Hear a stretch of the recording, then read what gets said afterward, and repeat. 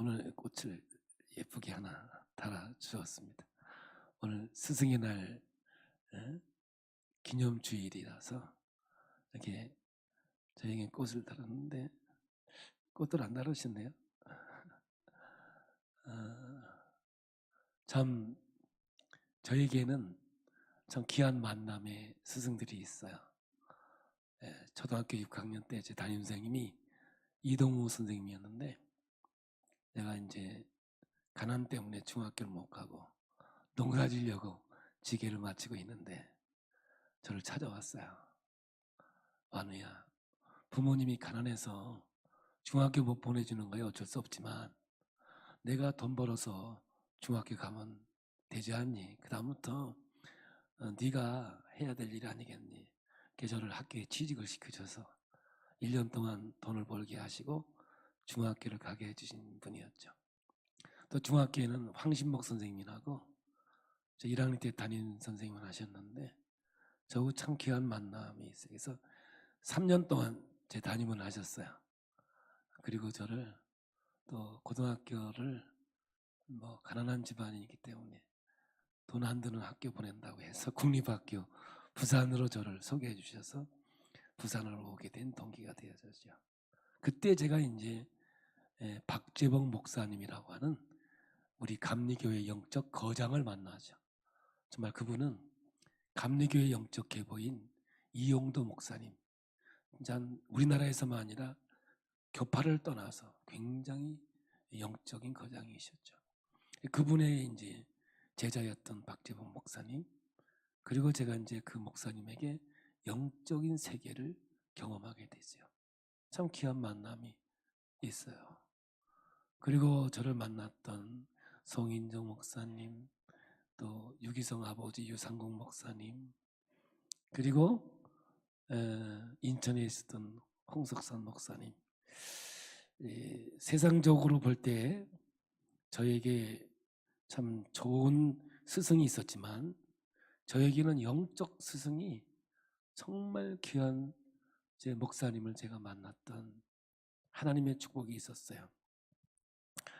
세상의 선생님이 저를 만나서 제 인생을 삶의 방향을 바꿔주셨던 우리 선생님. 그런데 제가 이제 목회의 길을 걸어오면서 제가 목사님을 만나고 좋은 스승을 만나보니 지옥 갈 영혼을 천국 가도록 인도하는 교회 교사들 참 귀하지 않습니까? 참 일찍 와서 1부 예배 드리고 2부에 봉사하고 너무 귀하죠. 특별히 목사님들, 여러분 정말 기도 많이 해줘야 될 대상이 아닌가 생각합니다. 참 이들은 누가 알아주지 않아도 묵묵히 주 안에서 충성을 다하고 영혼을 위해 최선을 다하는 교사들, 특별히 우리 목자님들 정말 응원하고 진심으로 하나님 앞에서 축복을 드리고 싶습니다. 참 우리 교사들, 목자들이 있어서 교회가 아름다워지고 또한 저에게는 최고의 동역자들이 되어져서 각 처에서 제가 해야 될 일을 감당해 주시고 정말 동행해 주시니 영원히 잊지 못할 만남이 된 것 같습니다. 제 중학교 때 담임 선생님이 전리서 암으로 세상을 뜨셨는데 전화가 왔더라고요. 연세 세브란스 병원에서 암이라고. 그래서 연락이 와서 갔어요. 갔더니 이제 얼마 안 남았더라고요. 어떻게 저를 알아셨어요? 전화번호 아셨어요? 그랬더니 제자들이 그렇게 많은데 나밖에 기억이 안 나더래요. 이 말은 그렇게 했겠지만 듣는 저는 굉장히 기분 좋더라고요. 참 그 만남이 이 세상을 떠나시는 그 순간까지도 저를 기억해 주시고 제가 찾아서 뵐 수 있어서 얼마나 하나님 앞에 감사했는지 몰라요. 우리가 예수 안에서 만났고 또 부르셔서 쓰임 받았고요. 이러한 교사들, 목자들, 목사님들이 있어서 교회가 세워지고 아름다워지리라 믿습니다. 늘 오늘만이 아니라 늘 기도해 주시고 또 이 일에 여러분도 동참해 주시면 하나님 나라의 아름다운 상급으로 반드시 주어지리라 믿습니다.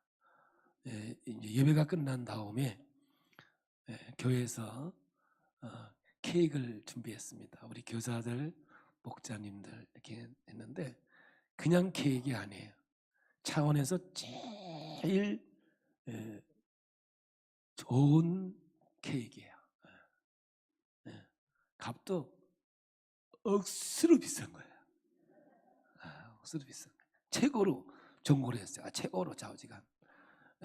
그냥 이렇게 막 찍어내는 거 안 했어요. 수제로 해서 오늘 준비했어요. 그래서 끝날 때 우리 교사들도 올라오라고 그랬는데 올라오면 우리 한번 찬양도 하고 위로도 하고 또 하나님 앞에 영광이 되기를 원합니다. 자, 우리 한번 스승의 노래는 못 부르지만 우리를 가르쳐 주시기 인도한 그분들을 위해서 우리 박수로 하나님께 영광을 올려드려 보겠습니다.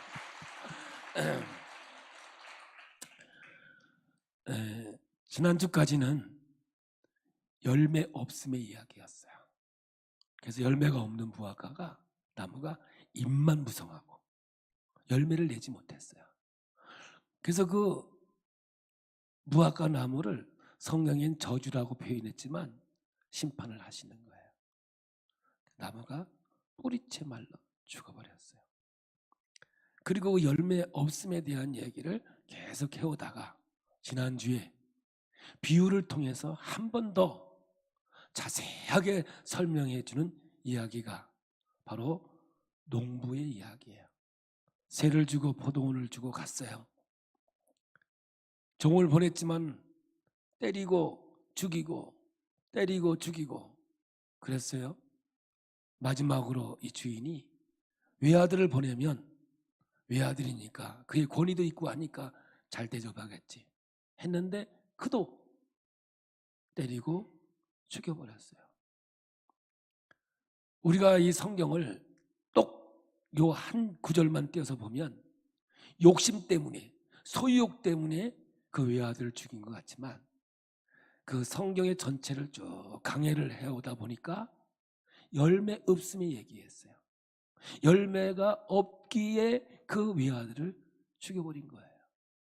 그러므로 이 말씀이 어떤 결론에 와 닿느냐 하면은 신앙의 길을 걸어가는 사람들이 열매 없는 것 때문에 결국은 예수를 십자가에 못 박아 죽이는 거예요.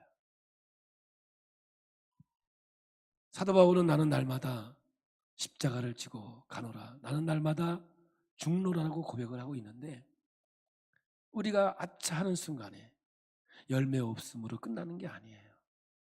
열매 없는 것 때문에 결국은 하나님의 아들을 죽여버리는 그 결과를 가져온다는 거예요. 오늘도 마찬가지예요. 신앙의 길이라고 하는 것, 믿음의 길이라고 하는 것은 열매 있어야 하는 길이에요. 열매가 없으면 그 나무는 어떤 나무인지 알 수가 있어요. 우리가 하나님 아버지 하고 하면 구원받은 백성에게는 하나님이 왜 이렇게 대답을 해요. 그런데 하나님 아버지 하고 불렀는데 마귀도 자기 아들이 있거든요. 하나님만 있는 게 아니에요. 하나님도 우리에게 왜 하고 대답하지만 마귀도 왜 하고 대답한다니까요. 왜? 마귀의 자식들이 있으니까요. 그러므로 우리가 열매 없음이 얼마나 무서운 것인가, 마지막 때 하나님의 심판이 얼마나 무서운 것인가를 우리는 알아낼 수 있어야 돼요. 그러므로 지난주에 마지막 결론이 뭐예요? 열매를 맺자. 우리가 무슨 소리 열매를 맺어요? 하나님이 비결을 주셨어요. 그게 뭐냐 하면 붙어 있는 거예요. 사도 바울이 가장 많이 쓴 단어 주 안에서, 예수 안에 있기만 하면 열매가 절로 맺는 요한복음 15장 16장의 포도나무의 비유를 통해서 우리에게 주신 생명의 말씀이 되는 거죠. 거룩은요, 우리가 거룩할 수가 없어요. 거룩은 신분이에요. 신분. 그러니까 우리가 거룩을 쫓아가야 되는 건 뭐냐면 내가 하나님의 자녀요, 전국 백성임을 아는 것, 이것이 거룩함이고 하나님 앞에서 구원의 백성이고 아름다운 삶을 이루어가는 놀라운 생명의 말씀이 되는 거죠. 오늘도 이제 세금의 이야기로 이제 등장이 되는데, 오늘 이 말씀만 또 보면 세금 이야기 같은데, 이 말씀 속에 얼마나 엄청난 하나님의 창조의 세계가 숨겨져 있는지 오늘 여러분 마음을 활짝 열고 하나님의 음성을 듣는데 한번 관심을 가지고 청종하시면 이 말씀의 깊은 뜻과 하나님의 진리가 우리를 아름다운 길로, 복된 길로 인도해 줄 줄로 믿습니다. 이제 우리 본문으로 갑니다. 마가복음 12장 13절을 우리 한 목소리로 봉독합니다. 그들이 예수의 말씀을 책잡으려 하여 바리새인과 헤롯 땅 중에서 사람을 보내매. 이제 사람들이 누구예요? 유대인들이에요. 바리새파와 헤롯 땅에 있는 사람들을 선출했어요. 아마 똑똑한 사람을 선출했을 거예요. 그래서 예수에게 보내서 어떻게든지 예수님을 제 입을 보세요. 책을 잡아가지고 넘어뜨리려고 아주 작전을 꾸미고 왔어요. 이 여러분 아시죠? 바리새파는 뭐예요? 분리주의자죠. 처음에는 시작이 참 좋았어요. 우리는 너희들과 달라. 우리는 거룩히 구별돼서 하나님을 섬기는 바가 될 거야. 시작은 좋죠. 근데 뭐가 됐어요? 끼리끼리가 돼버렸어요. 그러니까 여기에 계급이 생기고 권력이 생기면서 이제는 결국은 하나님을 대적하는 자리까지 이르게 된 거예요. 헤롯 땅은, 여러분, 헤롯 땅은 뭐냐면 이 로마 정권의 빌부터 사는 존재들이에요. 그러니까 친로마 당이죠.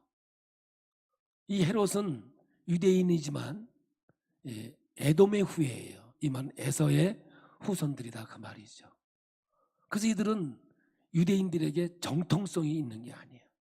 그래서 어떻게든 정통성을 가지려고 로마에게 부탁을 해가지고 이 사람들의 환심을 살려고 성전 건축을 해요.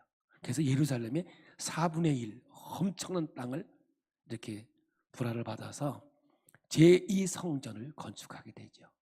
그러니 어마어마한 이 성전 건축이 이루니 돈이 많이 필요하잖아요. 그래서 이제 나중에 과부의 헌금 얘기도 나오고 막 어떻게든지 그냥 헌금을 긁어내려고 하여간 최선을 다하는 모습들을 성경에서 이제 지적하고 있는 가운데 말씀 중에 하나예요. 근데 이들이 이제 예수님을 어떻게든지 넘어뜨리려고 해요. 그러나 여러분 아셔야 돼요. 바리새파와 헤롯 땅은요, 원수 중에 원수예요. 그냥 쳐다보지도 못하는 관계라고요. 그런데 이들이 마음을 하나가 됐어요. 공공의 적. 이때 공공의 적이 누구예요? 예수님이에요. 예수님을 책잡고 잡아 죽이는 데는 아주 그냥 하나가 됐단 말이죠. 이게 여러분 영적인 세계예요. 선은 하나가 돼야 되는데 진짜 선은 하나가 되기 어려워요. 악은요 하나 되기가 너무너무 쉬운 거예요. 오늘날 이 시대를 살아가는 우리들의 모습을 봐도요, 야, 이때나 오늘이나 영원토록 이 관계는 없어지지 않는 이런 상황이 되는 것 같아요. 자, 이들이 예수님에게 와서 이제 질문을 합니다. 어떤 질문을 하느냐? 뭐 그 작은 질문하는 게 아니야. 앞에다 미사여구를 쫙 깔아. 응? 이 시대의 목사님이십니다. 이 시대의 의인이십니다. 뭐 아주 이런 미사고를 딱 해서 여러분들, 특별히 여러분들 앞에서 미사여구를 쫙 까는 건 뒤에 뭐가 있다는 거예요. 내가 옛날에 고등학교를 부산서 다녔지 않습니까? 돈이 필요할 때 그냥 편지는 그냥 부모님 전상서 이렇게 썼어요. 근데 돈이 필요할 때는 딱 깔아. 불효자는 웁니다. 멀리 천리타양 부산에서 늘 부모님을 생각할 때마다 눈물이 절로 납니다. 농사철에 얼마나 고생이 많으십니까? 막내 소자는 오늘도 불철주야 공부하는데 최선을 다하고 있습니다. 다름이 아니오라. 이렇게 나가는 거예요. 거기도 여기도 있네. 한번 읽어보겠습니다. 14절입니다. 와서 이르되 선생님이여 우리가 아노니 당신은 참되시고 아무도 꺼리는 일이 없으시니 이는 사람을 외모로 보지 않고 오직 진리로서 하나님의 도를 가르치시니이다. 부모님 전상서 다름이 아니오라. 이제 나올 다름이 아니오라. 자, 가이사에게 세금을 바치는 것이 옳으니까 옳지 아니하니까. 이 질문을 하는 거예요. 자, 봐요. 여러분, 제가 이걸로 입을 닦겠습니까? 안 닦겠습니까? 닦겠습니다. 그러면 내가 안 닦지? 안 닦겠습니다. 그러면 내가 닦아버리지? 이 질문이에요. 이래도 걸리고 저래도 걸려요. 제가 앉겠습니까? 일어서겠습니까? 자, 이거 앉는다면 안 앉고 설 것입니다 하면 앉아버리면 되는 거예요. 이 애매한 질문을 지금 한 거예요. 앞에는 그냥 쫙 깔았어. 눈물을 흘립니다. 뭐 이런 거예요. 이 정도야. 이게 굉장히 뭐라 그래요. 사람을 외모로 보지 않고 오직 진리로서 하나님의 도를 가르치십니다. 대단한 분입니다. 엄청나십니다. 그러면서 아주 그냥 희한한 질문을 하는 거예요. 15절입니다. 우리가 바치리까 말리까 한데 이제 예수께서 그들의 속셈을 아셨어요. 그 외식함을 아시고 이러시되 어찌하여 나를 시험하느냐 데나리온 하나를 가져다가 내게 보이라 하시니 했어요. 그 데나리온이 바로 이겁니다.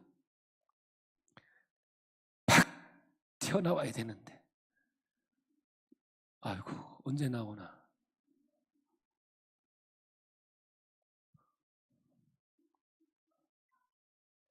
아니고 데나리온 왜 성경 구절이 나와. 이게 그 데나리온이에요. 이 데나리온은 뭐냐면 로마 화폐예요. 그리고 성경의 세겔은 성전 화폐예요. 성전에서 이걸 또 세겔로 바꿔서 환전치기.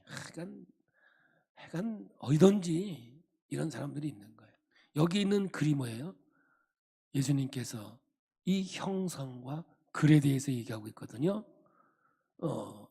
이 형상과 글이 뭐냐면 앞에는 가이사의 얼굴인데 글이 이렇게 써져 있어요. 카이사르 아우구스투스 티베리우스 이렇게 써져 있거든요. 근데 이걸 해석하면 뭐라고 그러냐면 신의 아들 티베리우스 황제 이렇게 적혀 있는 거예요. 그리고 한쪽에 서 있는 다리 한쪽 이렇게 있는 것이 뭐냐면 그 글이 뭐냐면 폰티팍스 맥시무스 이렇게 써져 있는데 이건 뭐냐면 신의 대리인 황제가 평화를 내리노라 이렇게 써져 있는 거예요. 그러니까 저 가이사는 신이고 저분이 평화를 내리는 분이다 이렇게 화폐에 써져 있는 거예요. 그러니까 예수님께서 16절에 이렇게 말씀하시는 거예요. 함께 봅니다. 가져왔거늘 저걸 가져온 거예요. 예수께서 이르시되 이 형상과 이 글이 누구의 것이냐 이르되 가이사의 것이니이다. 이 사람들이 다 하는 말이 뭐냐 이거 누구 거냐 했더니 가이사의 것입니다 이렇게 대답을 했어요. 지금 예수님이 되묻는 말이 뭐냐면 이 형상과 이 글이 누구의 것이냐 이렇게 물어봐요. 여러분 그랬더니 이들은 뭐냐면 가이사의 것입니다. 그러니까 예수님께서 또 이렇게 말씀하세요. 17절입니다. 이에 예수께서 이르시되 가이사의 것은 가이사에게 하나님의 것은 하나님께 바치라 하시니 그들이 예수께 대하여 매우 놀랍게 여기더라. 그래서 여러분 여기에 빠진 단어 하나가 있는데 가이사의 것은 가이사에게 그 사이에 카이라고 하는 헬라어가 빠져요. 이게 뭐냐면 접속사예요. 무슨 뜻이냐면 그러나 이거예요. 그럼 그러나를 넣어서 한번 읽어봐요. 그러면 좀 더 이 내용이 더 확실해져요. 시작. 이에 예수께서 이르시되 가이의 것은 가이사에게 그러나 하나님의 것은 하나님에게 바치라 하시니 이렇게 기도해요. 그래서 예수님이 두 가지를 얘기해요. 이 형상과 이 글이 누구의 것이냐. 그러니까 가이사의 것은 가이사에게라고 대답했던 이들에게는 그러면 세금은 가이사의 것은 가이사에게 바쳐라 이런 뜻이겠죠. 그런데 하나님의 것은 하나님께 바치라 했을 때 여러분 바치라는 말이 뭐냐? 되돌려 놓으라 이런 뜻인데 여기 해석이 이렇게 놓으니까 우리가 좀 많이 어려운 거예요. 이거예요. 되돌려 놓으라 이런 거예요. 그러면 이 형상은 이 글은 무슨 뜻일까? 이 형상이 창세기로 갑니다. 그러니까 창세기에 있는 형상의 이야기를 예수님이 여기다가 이야기하고 있는 거예요. 놀라운 얘기예요, 여러분들. 이 얘기가 뭐냐면 창세기 1장 26절 27절의 형상을 지금 예수님께서 이 단어를 써서 이 말씀하고 있는 거예요. 그럼 어떤 뜻이 여기서 이루어지는가 한번 볼게요. 하나님이 이르시되 우리의 형상을 따라. 이게 우리가 뭐예요? 성자, 성부, 성자, 성령 삼일체의 우리가예요. 우리의 모양대로 우리가 사람을 만들고 그들로 바다의 물고기와 하늘의 새와 가축과 온 땅과 땅에 기는 모든 것을 다스리게 하자 하시고, 그래서 우리가 이 형상을 만들어서 인간을 만드는데 이로하여금 뭐예요? 땅을 다스리는 왕이 되게 하자, 다스리는 능력을 주자, 이렇게 된 거죠. 그래서 27절 하나님이 자기 형상 곧 하나님의 형상대로 사람을 창조하시되 남자와 여자를 창조하시고 이렇게 말씀하고 있어요. 그러면 여러분 지금 이 화폐를 보고 이 형상과 이 글은 누구의 것이냐라고 물어봤을 때 여러분 이들이 이 말뜻을 알아들었겠어요? 알아듣긴 뭘 알아들어요? 못 알아듣지. 오늘 우리도 이 말씀은 알아듣기 쉽지 않아요. 여러분 그런데요, 하나님의 형상대로 인간이 창조되어서 하나님의 형상과 성품이 우리 안에 있어야 되는 거거든요. 아멘이죠? 그런데 그 형상과 하나님의 성품을 죄로 인해서 상실해 버린 거예요. 그래서 오늘 여러분 이 형상을 되돌려 놓으라. 오직 예수를 통해 나를 통해서만이 되돌려질 수 있다라고 지금 말씀을 하고 있는 거예요. 오늘 여러분 성경은 철저하게 마가복음 1장 1절 하나님의 아들 예수 그리스도의 복음의 시작이다. 제가 매주마다 이 이야기를 하는 것은 이 복음서는 누구를 위해서 얘기하는 거예요? 우리를 위해서 얘기하지만 누구 얘기하는 거예요? 예수님 얘기하는 거거든요. 이 성경에 나오는 모든 것들은 예수가 누구인가? 이분을 통해서 어떤 역사가 일어나는가? 이 이야기를 담아놓은 게 복음서이거든요. 윤리와 도덕이 아니라는 거죠. 여러분 하나님의 형상이 깨지니까 어떤 현실이 벌어지는가 보십시오. 4장에 가면 에덴 동산에서 이제 인간이 추방을 당해요. 그러나 첫 번째 사건이 뭐예요? 가인과 아벨 살인 사건이 등장을 해요. 그리고 인간은 도구를 만들어서 문명을 발전시키기 시작해요. 그래서 이제는 한 명씩 죽이는 게 아니에요. 도구와 문명이 발전하면서 한 번에 수없이 많은 사람들을 죽이는 사망이 시작이 되어진 거예요. 여러분 창세기 11장에 가면 바벨탑을 쌓습니다. 이 사건으로 인해서 언어가 달라지고 인류는 완전히 흩어지는 상황으로 전개되어 갑니다. 여러분 바벨탑을 쌓은 이유는 뭐예요? 흩어짐을 면하자, 자기가 자기를 지키자. 지금도 여러분 나라를 지키기 위해서 폭탄을 만들고 자꾸 강해져야만 지킬 수 있다는 이런 상황으로 가고 있는 지 아닙니까? 여러분 이것이 뭐냐? 내가 나를 지킨다, 우리가 우리를 지킨다, 하나님의 형상을 잃어버린 존재들의 삶이 되는 거예요. 하나님이 함께하는 자는 하나님이 도와주신다. 하나님이 역사하신다. 하나님이 인도하신다. 이 믿음 속에 살아가는 거거든요. 그러다가 창세기 6장에서 9장까지는 노아 홍수의 이야기가 등장하면서 인류의 하나님의 심판의 역사로 끝을 맺게 되죠. 그리고 이제 누가 등장합니까? 아브라함이 등장해서 이제 하나님은 이런 걸 통해서 하늘나라를 만들어 가겠다. 이들을 어디로 인도하세요? 애굽으로 인도하죠.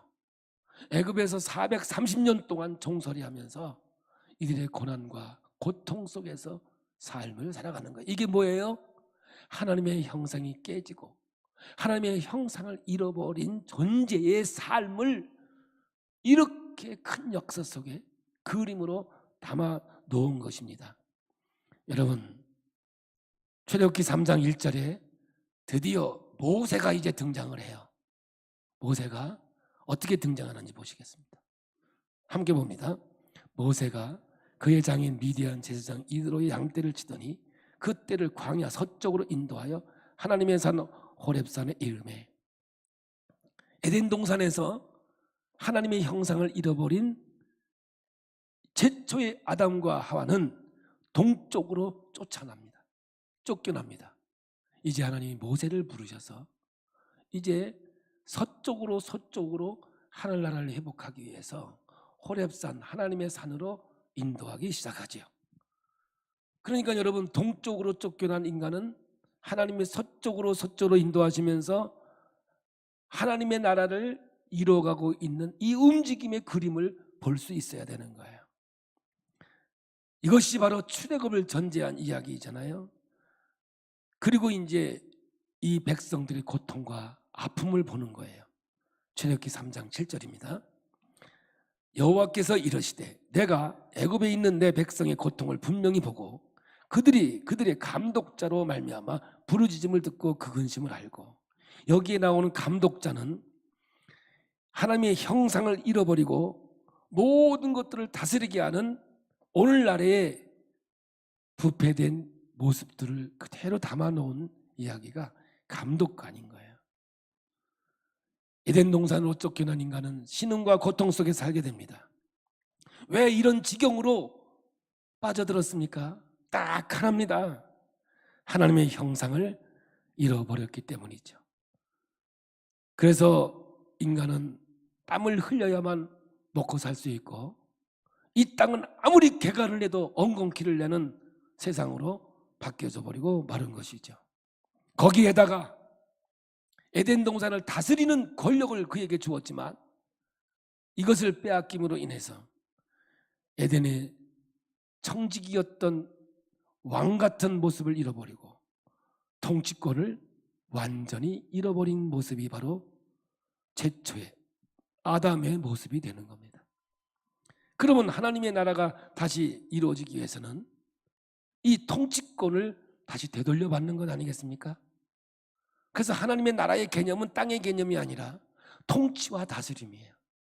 하나님이 이 땅에 오셔서 다스림을 회복하는 그 순간이 영원한 하나님 나라가 이루어지는 것이고 하나님의 뜻이 펼쳐져 가는 것이죠.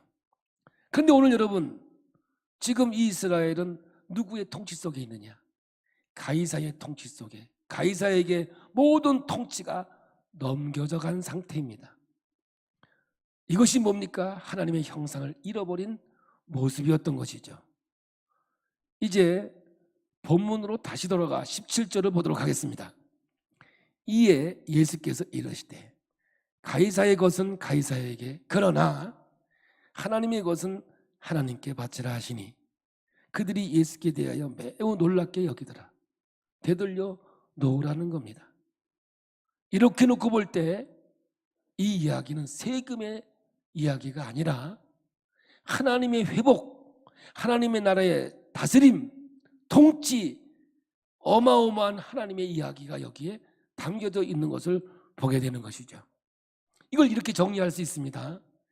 가이사의 것은 가이사에게란 말은 내가 모든 삶의 주권자이며 하나님을 떠난 세상의 방식대로 살아라, 이건 뜻이에요. 네 멋대로 살아라. 로마서에 버린 자의 삶이 뭐예요? 내 멋대로 살아라. 저도 어렸을 때 우리 어머니한테 이런 소리 많이 들었습니다. 속삭일 때마다 우리 어머니, 그래 네 멋대로 살아봐. 그게 네 멋대로 살라는 거예요? 아니잖아요. 또 어떤 사람은 그래요. 심하게 할 때 나가 뒤져. 충청도 말로는 뒤져요. 그러니까 그렇다고 죽는 사람도 있습니까? 그게 나가서 죽으라는 거예요? 잘해보라는 거예요? 잘 알아들으셔야 돼. 잘 알아들으셔야 돼요. 그러나 그것이 아니고 하나님의 것이면 하나님의 것은 하나님께로 되돌려라, 바쳐라라는 말은 다시 회복시켜라는 거지요. 삶의 영역과 주권을 하나님께 돌리고 우리에게 잃어버렸던 하나님의 형상을 회복하라, 이 말씀으로 오늘 이 성경을 준 거예요. 이 말씀 이해되십니까?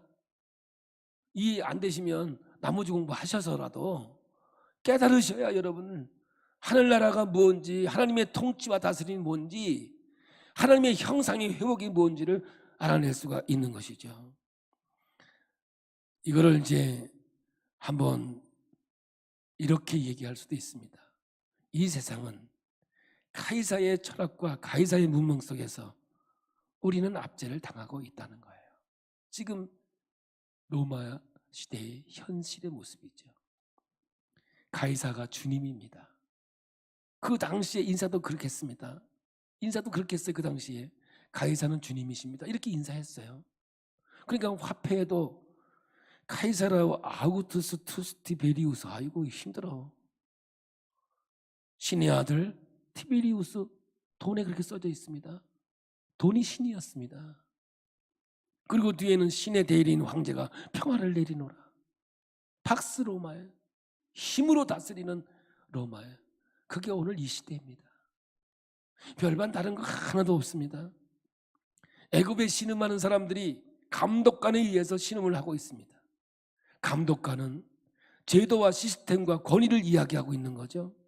사실상 이것은 계급 사회를 이야기하고 있는 거예요. 성전에서 거닐었던 예수님, 아무나 성전에서 마음대로 이곳저곳 갈 수 없는 자리예요. 그런데 사실상 이것은 계급화된 세상을 무너뜨리고 있는 예수님의 모습을 보고 있는 거죠. 그래서 예수 안에서는 다 형제와 자매로 이루어지고 있는 겁니다. 사회적인 약자에게 다가갔던 우리 예수님, 창기에게 다가갔습니다. 병자에게 다가갔습니다. 과부에게 다가갔습니다. 이 시대 모두가 죄인이라고 취급받던 그들에게 우리 예수님 다가오셔서 나는 병든 자를 위해서 이 땅에 왔지 건강한 자를 위해서 이 땅에 온 것이 아니다라고 우리 주님 말씀하고 있습니다. 그러면 그 당시에 죄인의 규정은 누가 만들었습니까? 사람들이 만들어 놓지 않았습니까? 오늘 이 시대의 규례는 누가 만들었습니까? 하나님이 만들었습니까? 세상 사람들이 만들어 놓고 엉뚱한 것 다 만들어 놓고 우리를 옥매고 우리를 옥죄이고 우리를 핍박하고 우리를 힘들게 만드는 게 오늘 이 세상 아닙니까? 감독관들 아닙니까? 주님께서는 이 잃어버렸던 이 하나님의 형상을 회복하라는 겁니다. 그걸 회복하지 않으면, 하나님의 통치와 다스림이 없으면 아무것도 아니죠. 뿌리째 말라버리는 열매 없는 무화과 나무와 별반 다른 게 없는 거예요. 오늘 여러분 이 말씀이 우리에게 왜 이렇게 중요하냐면 진짜 하나님의 형상을 회복한 것이 뭘까? 거룩한 하나님의 백성의 삶은 뭘까? 저는 사도 바울의 글을 통해서 여러분에게 이 말씀을 드리고자 합니다. 디모데후서 4장을 보면 사도 바울이 로마 감옥에서 순교를 하기 직전에 디모데에게 주는 최후의 편지입니다. 디모데후서는 사형 언도를 받고 언제 죽을지 모르는 상황 속에서 이 글을 쓰는 겁니다. 이제 죽음이 자신에게 점점 다가오는 모습을 보고 사도 바울은 너무나 안타까움을 갖고 있는 상황 속이죠.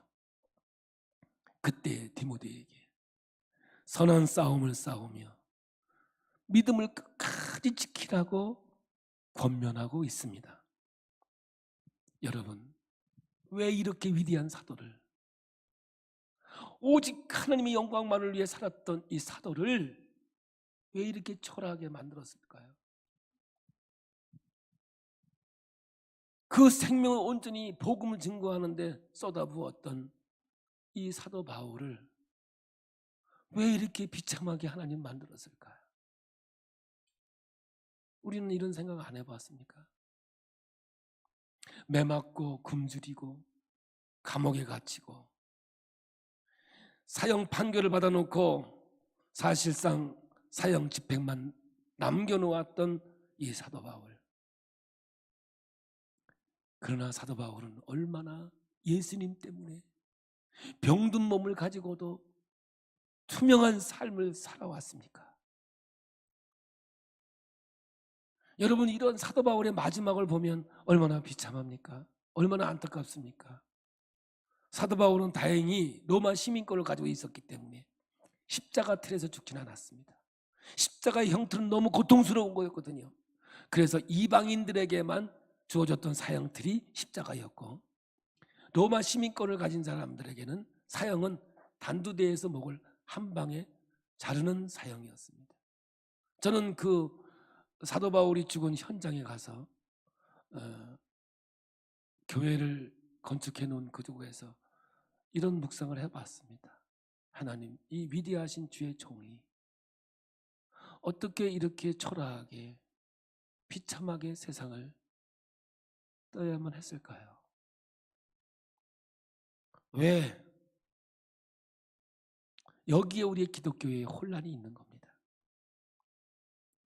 여러분, 정말 우리가 그리스도의 형상, 아니 하나님의 형상이 회복된다는 게 뭘까요? 오늘 여기에 하나님 것은 하나님께 되돌려 놓으라, 하나님의 형상을 회복시키라, 이 엄청난 이 이야기는 과연 오늘 우리들의 삶 속에서 어떻게 적용되어질까? 여러분, 이거 혼란이 오지 않습니까? 번영신학, 기복신학, 우리는 예수를 믿으면 복받아야 되고 예수는 믿으면 건강해야 되고, 우리는 그렇게 또 하나님 앞에 구하고 기도해 왔는데 왜 이 위대한 사도 바울은 이렇게, 아니 베드로는 왜 그렇게 주의 영광을 위해 쓰임받다가 비참하게 십자가에 거꾸로 매달아 죽어야만 했을까? 여전히 지금도 하나님께 충성하고 봉사하면서도 얼고른 길을 걸은데도 손해를 보고 암에 걸리기도 하고 사기당하기도 하고 바보 소리를 듣기도 하고 그렇게 살까? 그러면 예수를 믿는 것과 안 믿는 것과 뭐가 다를까? 여러분, 이러한 딜레마 속에 우리는 빠지지 않습니까? 그런데 오늘 여러분, 하나님의 형상의 회복이 뭔지 우리는 정말 말씀을 통해서 분명히 알아야 됩니다. 그런 평범한 일상 속에서 비범하고 위대하신 하나님의 영광을 드러내는 삶, 이것이 하나님의 형상을 회복한 자의 삶이고 열매 있는 자의 삶이라는 겁니다. 암에 걸렸음에도 불구하고 하나님의 영광을 드러내고 사기를 맞아도 하나님의 영광을 드러낼 수 있는 거라면, 여러분 정말 세상에서 비굴하게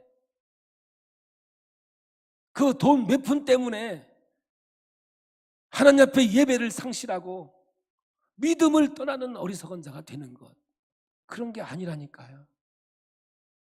굶어 죽어도, 세상 속에서 내가 시련을 당하고 환난을 당해도 어떤 환경과 상황 속에서도 하나님의 영광을 드러낼 수 있다면 아멘이죠?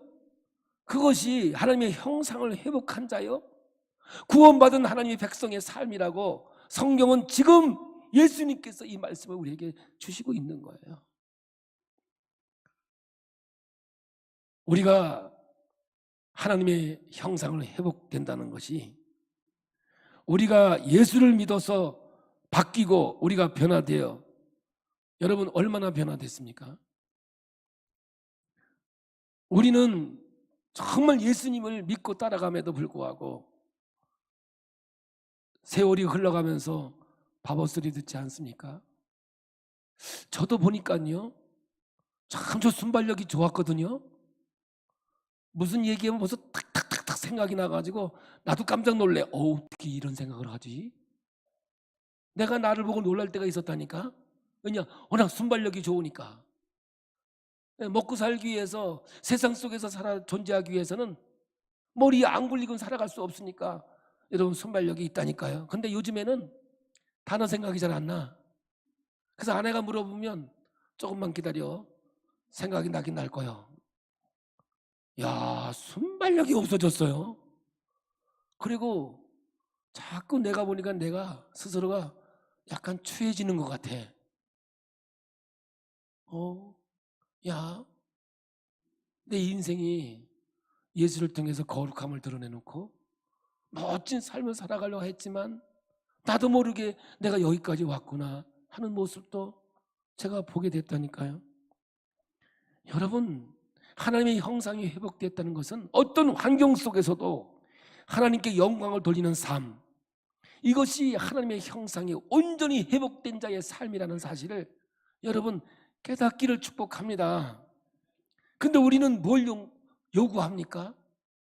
내가 하나님께 좀 충성하면, 내가 또 하나님께 열심히 하면 잘 나가야 되는 거 아니겠는가? 잘 돼야 되지 않는가? 여기에 묶여 산다니까요. 그러니까 조금만 힘들어도 나고, 조금만 힘들어도 여러분 믿음을 상실하고 살아가는 모습이죠. 이거는 하나님의 형상이 회복된 자의 삶이 아닌 거예요. 사도 바울처럼 감옥에 갇혀서 기뻐할 수 있고, 할렐루야, 이제 얼마 있으면 단두대에 죽는 상황이 있음에도 불구하고 그는 기뻐하고 감사할 수 있었던 것은 어디에 있든지 하나님의 영광을 드러내놓고 하나님의 찬양하는 모습이 그에게 있었을 때, 이것이 바로 하나님의 형상을 회복한 자의 모습을 보이고 있는 거예요.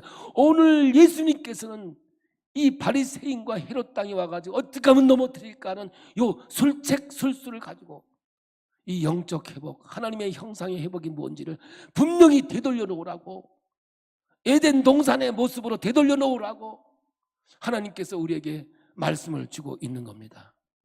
사도 바울은 이렇게 고백합니다. 빌립보 감옥에서 이야기입니다. 4장 11절에 14절을 읽어보겠습니다. 시작. 내가 궁핍함으로 말하는 것이 아니라 어떠한 형편이든지 나는 자족하기를 배웠노니 나는 비천에 처할 줄도 알고 풍부에 처할 줄도 알아. 모든 일 곧 배부름과 배고픔과 풍부와 궁핍에도 처할 줄 아는 일체의 비결을 배우노라.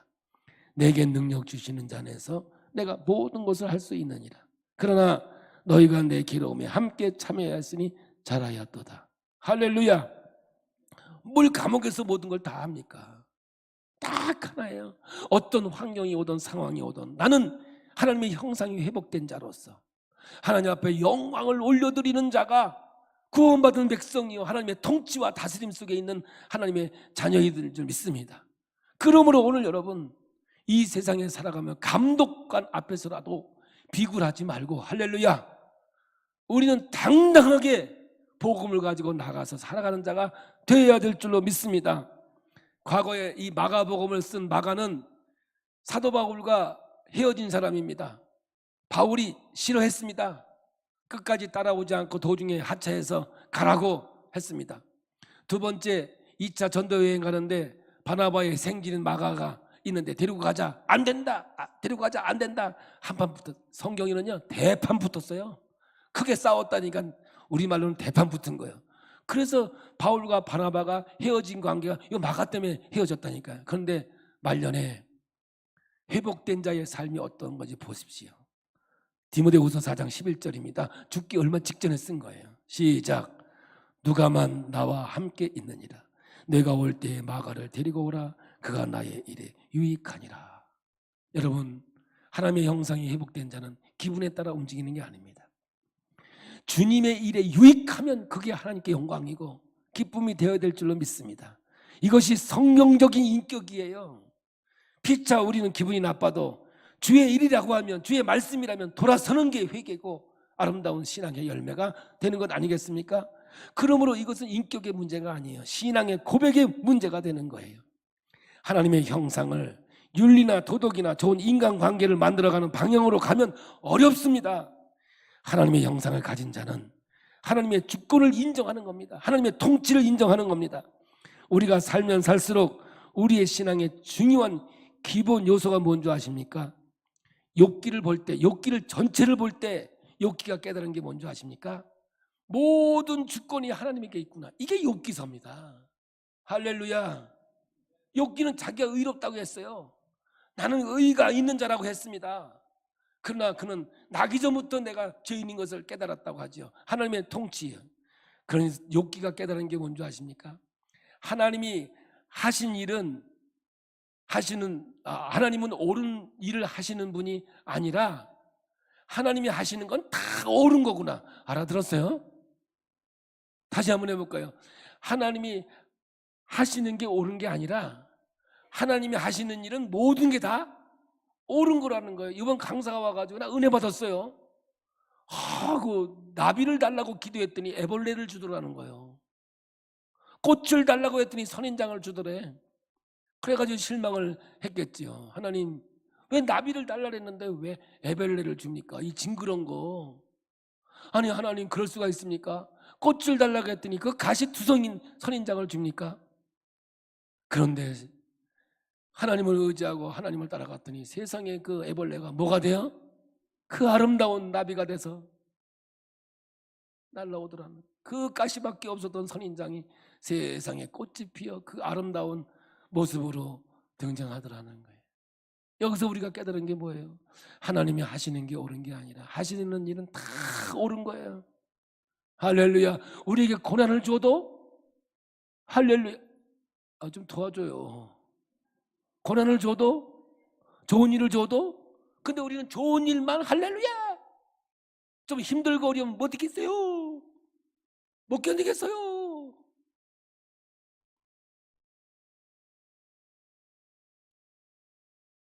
여러분, 하나님 것은 하나님 것이라는 말은 바로 오늘 이 이야기가 되는 거예요. 근데 이들이 마지막에 매우 놀랐죠? 이해를 해서요? 아니요, 처음 듣는 얘기거든요. 바리새인과 사두개인들은 해라 해라 해라 해라, 자기도 하지 못하는 것들만 얘기하고 올무를 씌웠지요. 그런데 예수님은 놀랍게 하나님의 형상의 이야기를 하고 있는 거예요. 오늘 여러분, 우리는 예수를 믿는 자들이에요. 할렐루야. 세상의 권력과 세상 것들에 인해서 우리가 넘어지고 쓰러지는 존재가 아니라 오직 하나님의 영광 바라보면서 내가 어디에 처했더라도, 저도 이제 세월이 흘러가면 이제 서서히 더 되겠죠? 그렇지만 어디에 있든지 무엇을 하든지 내게 하나님의 영광이 된다면, 할렐루야. 세월이 흘러가 나이 먹어 다 무너지는 것도 하나님의 영광이란다면, 하나님의 통치와 다스림 속에 영혼을 바라보는 우리의 소망이 있기에 오늘도 감사하면서 주의 길을 걸어가는 믿음의 자녀가 되길 원합니다. 우리 주님 말합니다. 마태복음 11장 28절, 수고하고 무거운 짐진 자들아 다 내게로 오라. 내가 너희를 쉬게 하리라. 나는 마음이 온유하고 겸손하니 와서 내 멍에를 메고 배워라. 여러분, 우리 인생의 무거운 짐 내려놓는 데가 한 군데도 없습니다. 내 인생이 힘들고 아무리 어울지라도 와서 내 멍에를 메고 내게 배우라. 십자가의 도를 깨닫는 순간, 십자가의 도를 깨닫는 순간 너의 마음이 쉼을 얻으리라. 영원한 하나님의 축복의 역사가 우리 모두에게 함께하는 줄 믿습니다.